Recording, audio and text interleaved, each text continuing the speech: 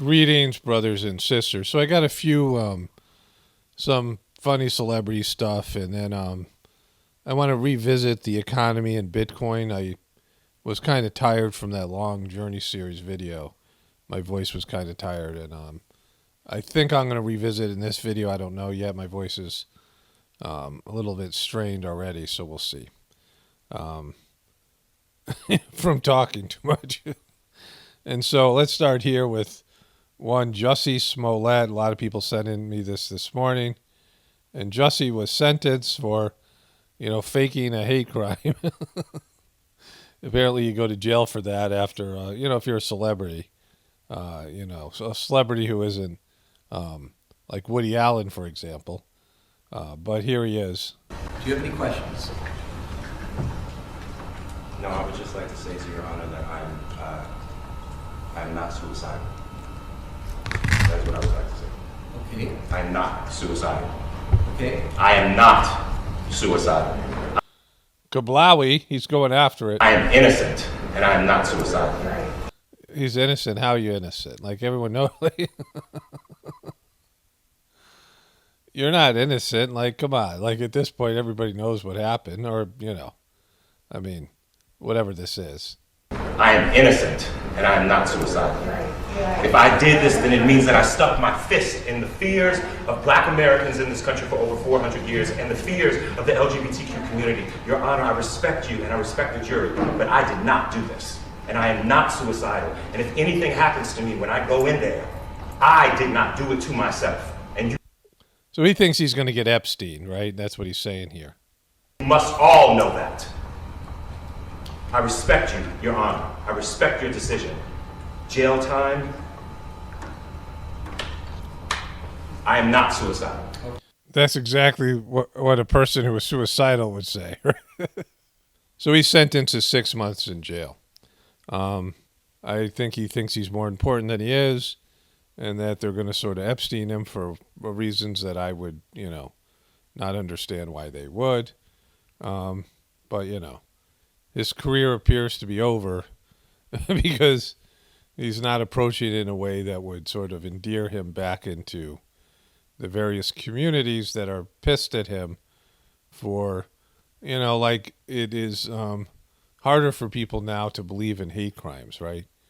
These are the things where this is the same thing I say about Cubies and various other groups that are, supposed to be a part of the truth community. If you act crazy, and then they can say, look at how crazy these people who believe in alternative narratives are, you're giving them what they want, right? And so that's what Jussie Smollett has done here. I don't know. Like, who knows? It's some Hollywood thing. But he's doing 6 months in prison, and he's not a jail, not prison. And he is not suicidal. So this is some YouTuber, I don't know, something Swift, Nikki Swift. And this showed up on my my feed from YouTube because I've kind of put this thing to rest. But a number of people have sent me various, updates on Bob Saget. Really nothing going to happen with this, which is why I said before, this is a dead case. It's, it's no longer going to be revisited. Even this person who's a gossiper, someone who does like YouTube gossip column or something, had this to say. Later, investigators proposed another possibility surrounding Saget's death. One of the reasons several theories were spawned around Bob Saget's death was because the exact cause of death was not clear-cut. So that's obvious to even like the sheeple, the normies, right? Like even that, they are suspicious of this story. We'll get into that a moment with the People magazine. But here's the hotel. They show the hotel here. And like there's they're thinking like maybe he hit his head here on the marble sink and then he hit his head on the floor, maybe on the marble shower. But this doesn't look like, for one, this is supposed to be the Ritz-Carlton. Is this it's marble, which is nice. Marble's expensive. But, it doesn't look like it's that ritzy. And, I don't think you could hit his head here. And then there was just him sucking. But here from this People magazine, what really happened to Bob Saget, new details on his final hours. Police believe a groggy Bob Saget regained consciousness and stumbled into bed where he again lost consciousness and died. Well, if he had that kind of head injury, he would have a throbbing headache. I mean, it wouldn't be what they're saying, right? Like, that just doesn't add up. But again, they're not going to investigate it. And here, people spoke with several involved in the investigation of Bob's death. It's definitely an unusual case, an Orange County Sheriff's deputy says. There are still a lot of unanswered questions. And so they really don't know how he died, right? That's what the autopsy said. That's what the coroner's report said. And their theory sucks, right? So much so a lot of experts, and I covered this before, in many videos, but they're not looking into it, which is always suspicious because the family has blocked the release of information. And the more information, that means that the information that would come out would create more questions and doubt and all these things, right? He was on a couple of psychological medications. And, who knows, right? But it's just another case of a cover-up, speaking of, being Epstein. But we'll never know, right? And so then there was this. This is Ireland Bassinger Baldwin. It's Alec Baldwin's daughter. And she's got quite a number of tattoos. And this has been up on my toolbar for a while. I've been wanting to cover this. It's anxiety attack time. This morning I had 1 cup of coffee on an empty stomach, which turned into an anxiety attack. I am currently writing this from the bathroom floor. I usually sit here like this or lay in a fetal position. She's able to take a picture when she's having an anxiety attack. In the fetal position until I can't cry or throw up anymore. Coffee is a major esophageal irritator and reflux trigger for me, which leads to anxiety. And, then maybe stop drinking it, right? That's what happens to me. Like, coffee makes my heart race, but it also bothered my stomach. And I really like coffee. Like, it was a whole thing. I got into coffee. When I started Heartfulness, Master Charge used to drink coffee. But I realized that it was very upsetting to my stomach. And I tried different things, cold brew and things. And now I drink a little bit of chai with just a little bit of tea in it. Like, I don't, caffeine has a strong effect on me, right? But anyways, so don't drink it. And when I was having heart things with, from COVID, when I was having a regular heartbeat and things, I just stopped drinking. Like, I would drink minimal amount of chai just not to get a headache, right? Like, I got rid of most of the, I lowered the amount of caffeine in it. And then I would drink just a small a couple swallows of chai just so I wouldn't get a headache. When you drink caffeine for a while, and then this whole thing with caffeine, right?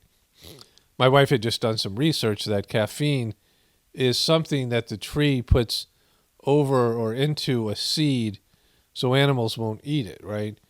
So caffeine is actually like a toxin that trees put in to poison animals so that they won't eat the seeds, right? So, whatever. But going back to what she says here, I usually sit here like this or lay in the fetal position until I can't cry or throw up anymore. Coffee is a major esophageal irritator and reflux trigger for me, which leads to anxiety. If you are an anxiety sufferer like myself, coffee isn't your friend.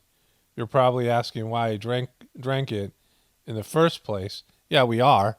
I did. Well, that's because I'm a silly goose. She used the silly goose defense, which is, sadly, it actually, works more than other things, right? Oh, you're a silly goose. Well, I guess, there's nothing more to say about it, right? I can't convince a silly goose that drinking coffee is, writing this and being open with y'all about my struggles helps it pass.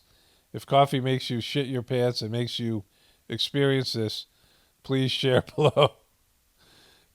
Why even have coffee in your house? I mean, I get the silly goose defense. She also has this thing where she's constantly thinking she's having a heart attack. And she has some sort of blood pressure monitor, right? And so, caffeine is definitely not something you want with this, right? And looking a little bit like a little dudeish there. But anyways, she's used the silly goose defense. Speaking of silly gooses, one of my viewers sent me this morning. This is when Britney J. Spears. Does anyone even like Barbies anymore? Am I even relevant? Of course I am. I'm Barbie. Paris Hilton, Yas Queen. Britney is the best Barbie. So I don't know, right? It's still crazy over in Britney land. She posted some like more nude photos and things, you know. Britney isn't doing great. So this video was trending on YouTube Trends. Machine Gun Kelly, Emo Girl featuring Willow Smith, that is. All right, kids. Today, we're going on a field trip.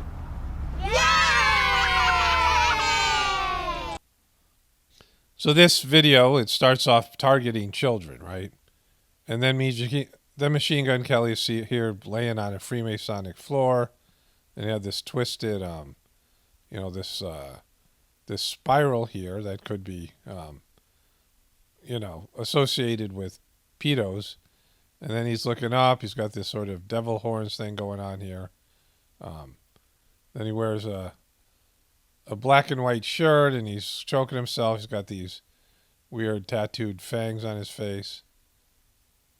You have a girl looking at him, again with the tattooed fangs. And then his girlfriend's throwing him out of the house.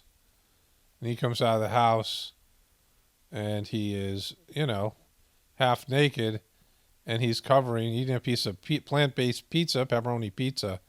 And he's covering up his genitals with a pizza box in a video that clearly is targeting kids. Of course, he's got this nail polish company, big giant cursor, colossal cursor nose, that looks like it's signed for nuclear power or whatever it is, right? And so there's that. There he is eating the pizza. It's got a little, odd choice in jewelry there. Then he shoots himself in the throat here. He's got he's been jabbed by something, and he passes out. And he's got this angelic halo above him. Here's Willow Smith, the excellent singer Willow Smith. Yeah, Willow is that's how Willow sings. You got these two musical giants coming together here, and then she's with Machine Gun Kelly here in this Freemasonic floor. Looks like some sort of rubber room. This is going back to it. So this is like some sort of museum, and the kids are watching this, right? So the kids are looking at him in this box, and then kids are watching them as well here in this Freemasonic room, right? So this is targeting kids. They're wearing their devil's horns hats here. There's Willow getting angry. More Freemasonic stuff. So this is Willow Smith and Machine Gun Kelly and their wonderful musical expression. Then I have a bunch of funny memes. Send Alec Baldwin to the Ukraine. Let's end this already. One of my viewers sent me this. You may be cool, but you'll never be hanging on with two fingers off a cliff while banging your bee cool, right? I saw that on Facebook. I will create an enjoyable and fun experience for people to connect with each other, free of ads. In 2021, my multi-billion-dollar universe will remove you from reality. I will censor and remove all your free speech, deny your access to independent news, record all your thoughts and beliefs, and track your every movement. And so this is, Zuckerberg. You've been Zuckerberged. Amy Schumer broke into the boys club. Now she wants to blow it up. This is sad dumpling Amy Schumer, and she's got some things to say. She went on the Hollywood Reporter. Oh, you got. Let's see what the dumpling has to say here. And I'm here to answer your questions about the biz. Okay, should I take a job which pays less or wait for a good one? And that's from @OK_Prash. If you're asking Sad Dumpling about your you have like life, life questions about your life, and you're asking the dumpling, you're on hard times. No, you should take the job. Really, almost any job, because you don't know what that's going to lead to. You got to do all the dog shit that's in Backstage magazine. And, even the places I waited tables and bartended helped get me, here. Okay. Yeah, you were, did it have anything to do with your cousin being Chuck Schumer? Like, she was on Last Comic Standing as a young 20-something-year-old comic, and she sucked. And they were already pushing her out there, right? She was a part of the club. And so, like, she's trying to talk about this like she made it organically, right? How to not give up. The question is how to not give up @_leverages_rouges_. I think give up. That's what I think. I really think what I say if I talk to anybody, in college or whatever, I just say don't be too proud to pivot. If you come into the business and you're so sure you want to do this one thing, but then you wind up being you realize you suck and you're mediocre and, you're not funny and you have a couple Netflix specials and they bomb, and then you just keep on making crappy content, right? Like, take your own words, Amy, and give up. Give up, dumpling. better at this other thing. Just don't let your ego get in the way, and don't Exactly. She's never let her ego get in the way. try and make your parents proud. Do not do that. All right? Last thing you want to do is try to make your parents proud. Because that is not possible. Your parents could never possibly be proud of you. Amy Schumer, you got it straight from the dumpling's mouth. How do you know what's funny? Someone asked. Well, you see other people laughing at somebody at a club, and then you steal their bit. At Equator Theory, the audience will tell you if they laugh, it's funny and it stays in the act. And if they don't, you got to be real. You got to keep it real. You got to keep it reals. How do you start off when you are new to a big city and don't have friends to fill the seats at open mics? At You don't have friends. Thick-minded. Open mics are usually just stand-ups in the audience, which is why you have to get really good to get laughs, because you have to kind of surprise them into laughing because everyone's just waiting for their turn to get up. But you do everything you can to get stage time if you're looking to do stand-up. You bring people, you do what's called barking. I bet she was good at that. I bet she has a natural talent for barking. You stand on the street and say, you want to see comedy, and you give out flyers. You do interviews for the Hollywood Reporter in the middle of a construction site. You do what you have to do. Yeah, she's just bringing the funny even here. So I watched the rest of this, and it sucked. And, I'm going to spare you it because it's Amy Schumer. It's not funny. Kathy Hilton showing up. The Hiltons like to go on Instagram. Paris for Britney and Kathy for the dumpling. So I saw this article. Amy Schumer broke into the boys club, and now she wants to blow it up. And it says here, hey, crazy time, right? A lot going on. Her post began in June of 2020. They're revisiting some old posts because they're trying to, give her a little bit of play here, right? There are great men out there, and there are men who humiliate and abuse women and girls because of a power dynamic or because when they were that age, girls wouldn't talk to them. And so that's her theory back in 2020. We are watching you, and we are all together now. And so Yahoo decided to post that old post, and then the Hollywood Reporter's doing some thing on the dumpling trying to make her relevant again. And hopefully they won't, because she sucks so bad. She's just, not funny. And I guess she's got some kind of Hulu thing going on. Secrets of Playboy looks at Bill Cosby's predatory behavior and Hugh Hefner friendship. Apparently Bill Cosby went to the Playboy mansion like 3 to 4 times a week. And, that's not surprising. Here he is with the Hef. There are 2 creepy M&Fers right there, right?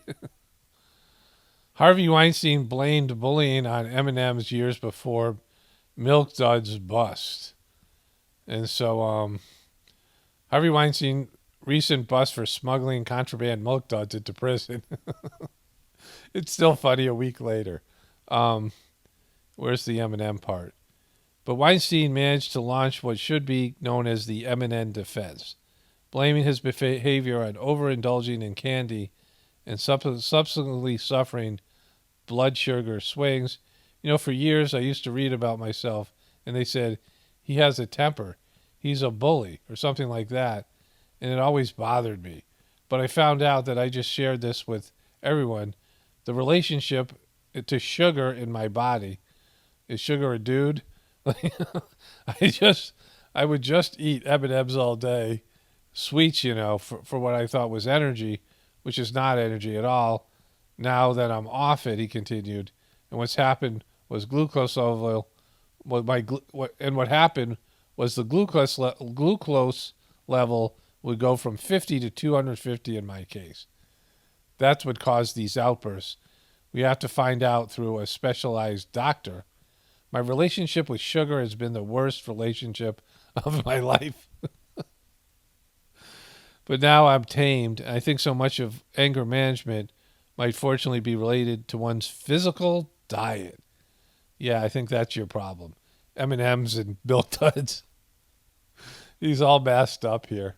So like I said, I was tired. I did a 5-hour video and it took a couple of days. And, that's mostly just voiceover stuff. So my voice gets strained at about 2 hours, and I don't want to have a situation where I'm, I get some sort of like voice injury or something, whatever it is, it gets strained and then it just doesn't get better because I'm talking every day. And, that happened for a while, and just sore throats and all of it. So I made this video about Biden, the gas prices, and to do with cryptocurrency. And I forgot a bunch of things I was going to say, some of the most important points. And let's start off here. Here was a headline I missed from this article yesterday. A new Cold War without rules. U.S. braces for a long-term confrontation with Russia. Analysis, unlike the struggle against the Soviet Union, economic warfare is a key element in this new standoff with Moscow. And so, this is going to be about cyber warfare, right? I mean, that's, everything's digital now. Everything can be hacked. I mean, everything is controlled by computers and algorithms and AI and all these things. And so that's a part of whatever warfare is going to happen. And when things go south, that's what, is going to be unleashed on each other. But of course, economic issues, the economy, the world economy is at the center of this. And right now, they're conducting economic warfare against Russia. And I don't really know what's happening here. There's this problem with the truth community that people think they know. Like at a certain level. There's different levels to it, right? Like in the beginning, you're like, okay, they're lying to us. And that. Like now, oh my God, they've been lying to us the whole time. I've been lied to. And, I've been indoctrinated. And it's all lies, right? And then there's all these theories that get floated, and there's different groups, and there's different, different ways of thinking about it, and people end up in one group or another. They end up in one truther group or another, and for the most part, those groups are just goofy, and they don't have anything. Like now, you have to fill in the void. You're being lied to, and you're trying to find this truth in a sea of lies. And there's just one theory after another, and you listen to one person or that or this or whatever, and you think you know. Like now you're like, no, this is the truth. I just got the truth. I've been lied to before, but now I got the truth. And it's a huge problem because, like, you're never going to get the truth. Like, it's just a deception, and there just doesn't need to be, like, who cares what the real story is? Like, I mean, what difference does it make? Certainly about the origin of our species, that would be important. There's things that are, necessary that we need to figure out.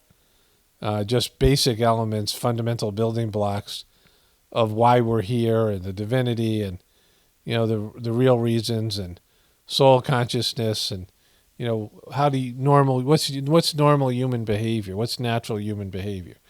Because we've lost all that, right? But this idea of catching the controllers, like someone in your life lies to you, right? You get cheated by a business partner or a family member, or you get cheated on by your spouse or whatever it might be. And they lie to you. And you figure out they've been lying to you and they're a fraud. They've been deceiving you for years. And then you don't know the truth because you can't trust them because they're always lying, right? So you have a choice to make, right? You have a choice of, how am I going to proceed with this? Am I just going to cut off this person and, just move on to something else? Am I going to have trust issues for the rest of my life? Well, how am I going to deal with this being, whatever it is, lied to and deceived and worked and played and punked and all these things? You feel, like weak or whatever because you got used in some way, right? You feel like a fool. I mean, whatever happens, right? Whatever your emotional reaction is to it. And you can get obsessed and then try to figure out the truth. Well, what's the real truth? Like, what is you're trying to figure out the truth in a sea full of lies and a liar who is, you can just move on from, right? Like, why do you got to figure out what the real truth is when, in terms of this person's lies or the beast lies, the real truth is the divine truth, and that's something that you don't figure out by picking through the lies and trying to solve the mysteries and clues and going down the rabbit hole that so many people do in the truth community by jumping into the abyss. Because then you end up worse than the other person. If you get obsessed with trying to, I'm going to catch them, we're going to figure out what their real truth is. Well, what's your real truth? Never mind the controllers. What's your real truth, right? And so, like, you're never going to know. You think you know, but you're never going to know. You think you know, but you're never going to know, right? In terms of all the stuff that we see here. Like, what's fake, what isn't, how much is fake, how much is scripted, how much is, organic, all these things. But we can know right now. One thing that I do know in all this. So, I'm in a state where I'm like, yeah, I don't know. Maybe this is true, maybe that. Like, I just don't care. Like, I just, it's light. I make it light. I make it fun, like, in terms of what I present here. And then inside my own system. Like, I don't get too stressed out about it. And is World War III coming? Yeah, I think so, but who knows? Might as well enjoy the time we have then. This time is more precious if it's limited, right? But what I do know is the economic system has collapsed in some way. That it is, because that's what it does, right? And I covered that in the other video. Like, I started researching the economy, and I don't have a good economic mind.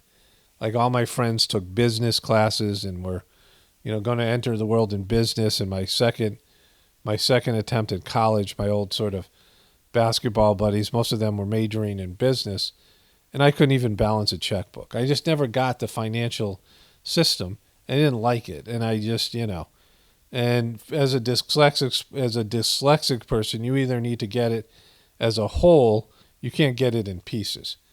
And so I was clueless about the economy and finances and things. And of course, the clerical work I do really poorly with. I talked about this in my video yesterday, my longer video. But then I researched the economy from a truther perspective, not as a person who was going to enter into it and be a part of it. And so I understood it from, not how they're selling it to you, not how people are deceived by it. And, I looked at it through the eyes of, being a person who didn't believe the official story. And that made it easier for me to understand the economy because now I could see it, beyond the deception, beyond, what they want you to think about it. And I realized, okay, like everyone else, that the economy is insolvent because of the debt-based nature. I understood the usury system. I watched these various videos. There's Money as Debt. It's a cartoon video, Money as Debt Part 1 and 2. They're good videos to watch, basic explanation of the economy, all these other things. But now I understood, right?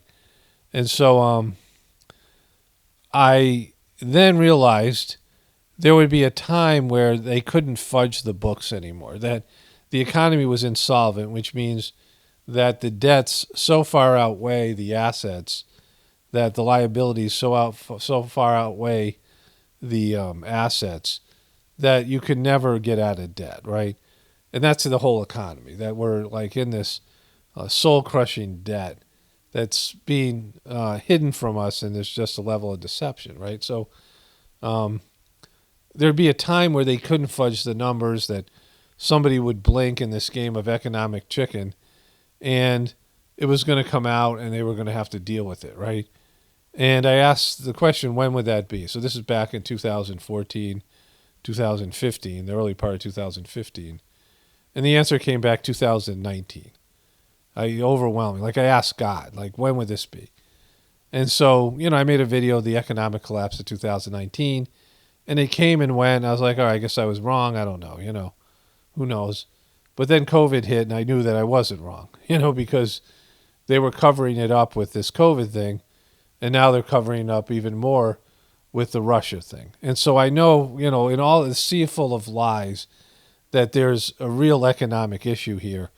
And, if you look at the numbers, they have to do something. They have to get away from promises, things they promised you, Social Security, your lifestyle, all the things that you have that you think you're entitled to.